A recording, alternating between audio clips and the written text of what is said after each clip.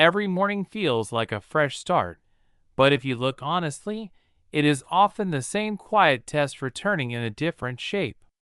The test is not really about your schedule, your inbox, or the mood you woke up in. It is the deeper conflict underneath all of that: discipline against comfort, reason against impulse, the man you are right now against the man you already know you are supposed to become. And that is where the real battle begins. The world never promised to be fair. People never promised to understand your struggle. Life never signed any agreement saying it would unfold according to your expectations. Yet so many people still move through the day frustrated, offended, and resistant, as if reality has somehow betrayed them. That is where strength begins to leak away. Not always through big failures, but through constant reaction. Through the habit of mentally arguing with things that were never yours to control in the first place. This is where the Stoic sees differently. On Stoicism Breath, this is the line that changes everything. The Stoic does not demand that life become easier. He trains himself to become steadier inside it.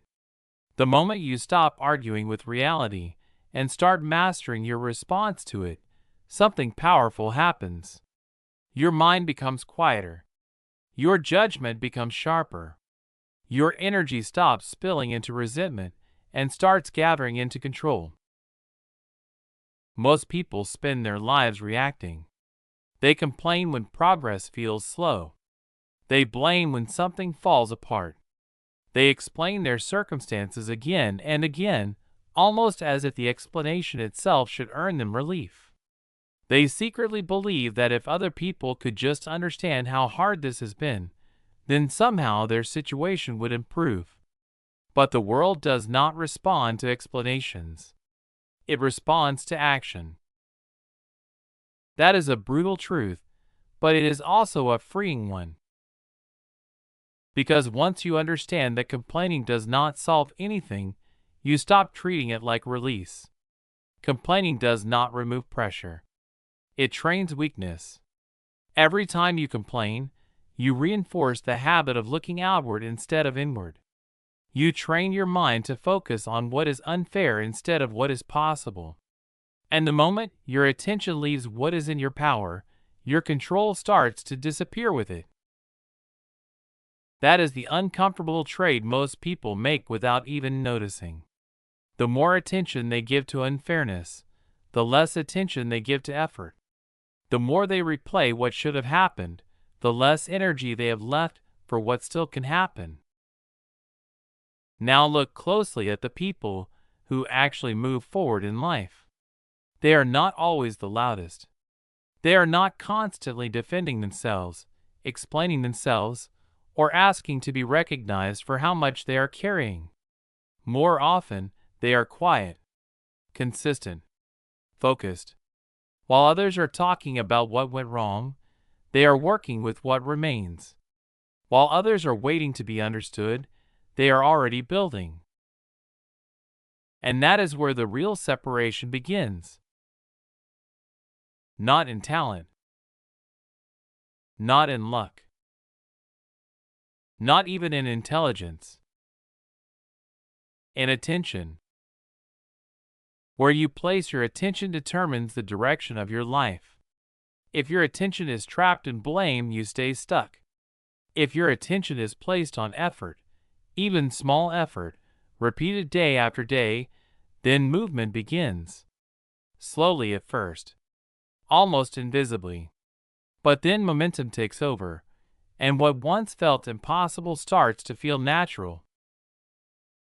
There is a strange comfort in complaining, and that is what makes it so dangerous. It lets you feel justified without requiring you to change. It gives you the illusion that you have done something meaningful because you identified the problem, when in reality you only described it. The Stoic rejects that illusion completely. Instead of asking, "Why is this happening to me?" he asks, "What is required of me now?" That one question can change the course of a day, and enough changed days can change a life. because that question moves you from passivity into action, from frustration into clarity, from weakness into discipline. You stop waiting for better conditions and start becoming stronger inside the ones you already have.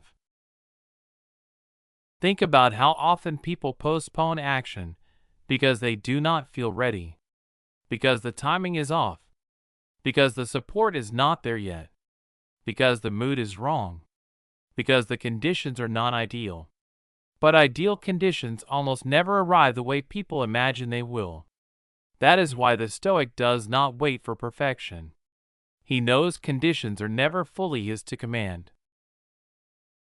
What is his to command is willingness. Willingness to act while uncomfortable.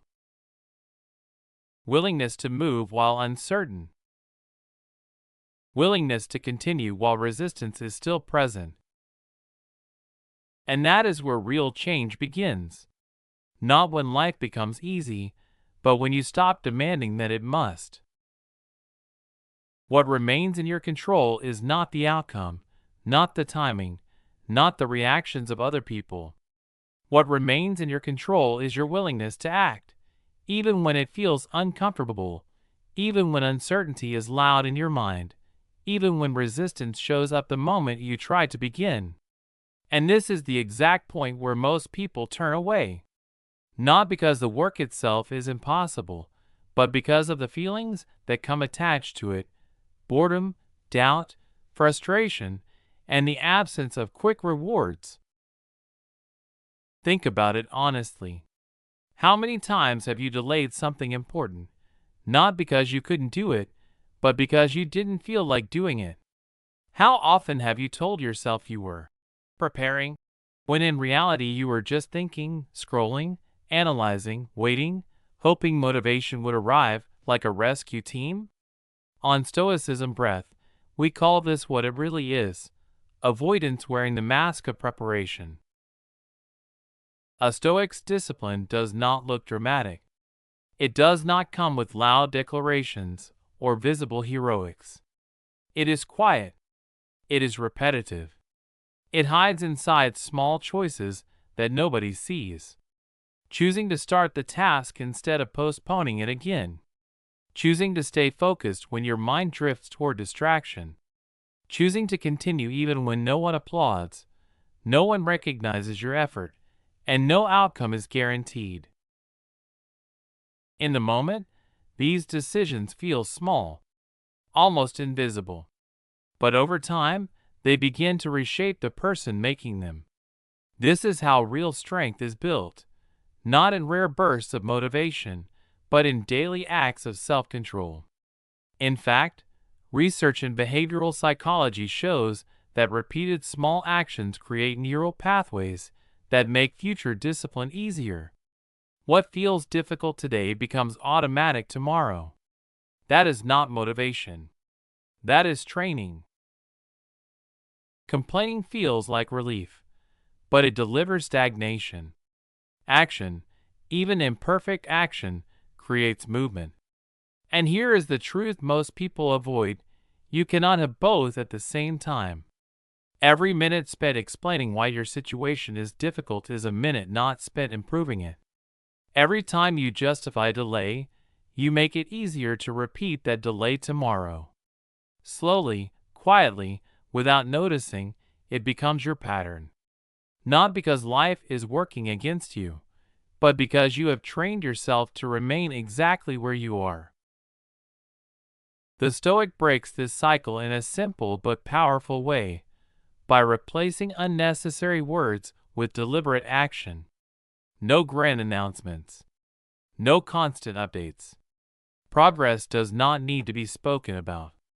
It needs to be built, brick by brick, decision by decision. And when you begin to live this way, something subtle begins to change inside you. You stop measuring your life by how you feel and start measuring it by what you do. You stop asking whether life is fair, and instead ask whether your actions are correct. You stop searching for sympathy and start building capability. With that shift, you become harder to disturb, harder to discourage, harder to stop. Not because the world has suddenly become kinder, but because you have become stronger within it. Then another illusion begins to fall apart, the belief that success belongs only to the lucky, the chosen few, the people who happen to be in the right place at the right time. That belief feels comforting because it removes responsibility. It gives you permission to believe that results are random, that your effort does not matter as much as circumstance. But Stoicism Breath teaches something far less comforting and far more empowering.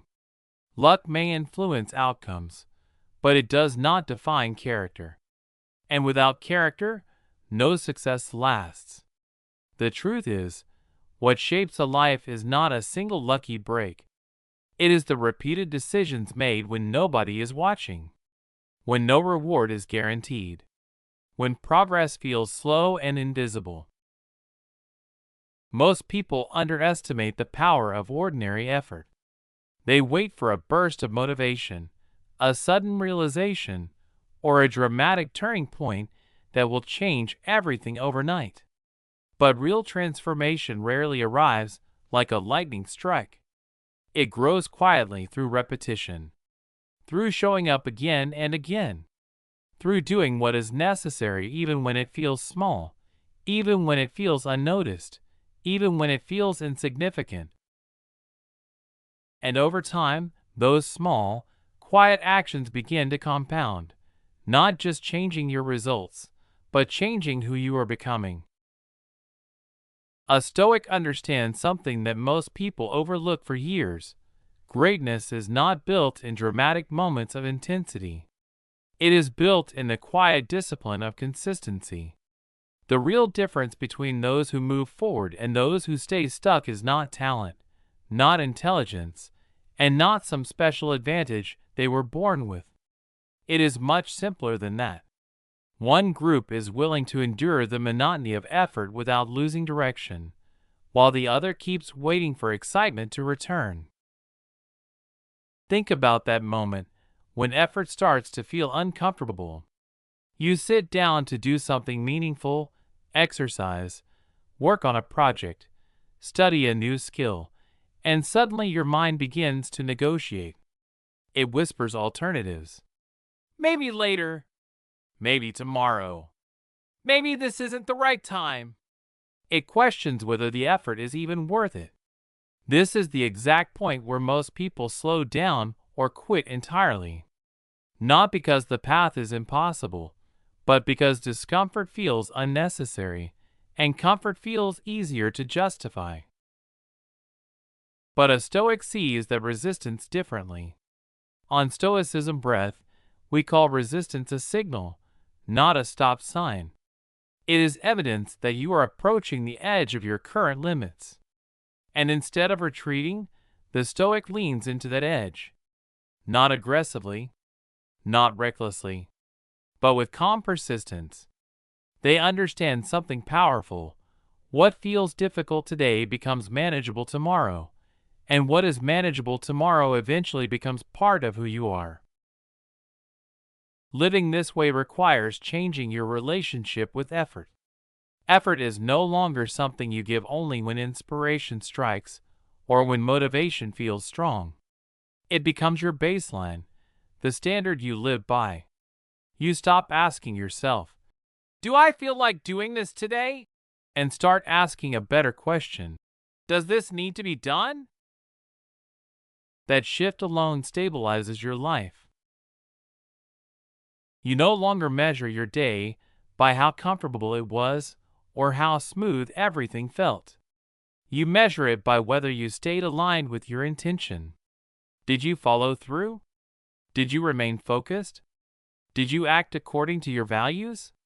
When you measure your day this way, something important changes.